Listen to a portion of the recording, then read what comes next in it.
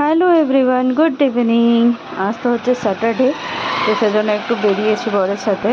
দেখো আজকে টোটো করে যাব। সচরাচর আমরা দুজন বেরোলে টোটো করে যাই না, তো আজ অনেক দিন পর টোটো করে যাচ্ছি।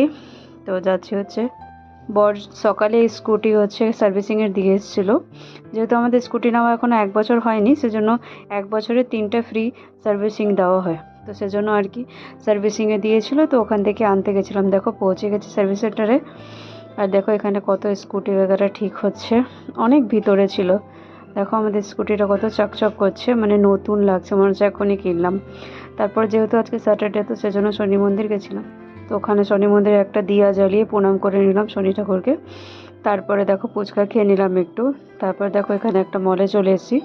এখানে সব রকমের কোম্পানির ড্রেস হচ্ছে, বা স্মার্ট বাজার বা রেস্টুরেন্ট বলো বা হচ্ছে থিয়েটার বলো, সব এখানেই একটা মলে গেছে। তো ওখানে গেছিলাম, স্মার্ট বাজারে ঢুকেছি। তো ঢোকার সাথে সাথে বলেছে ক্যামেরা অ্যালাউ নেই, সেই জন্য আর ক্যামেরা করতে পারিনি। ওখান থেকে কিছু কিছু জিনিস নিয়েছি। তারপরে উপরে রেস্টুরেন্ট ছিল, তো ওখানে চলে এসেছি রেস্টুরেন্টে খাওয়ার জন্য।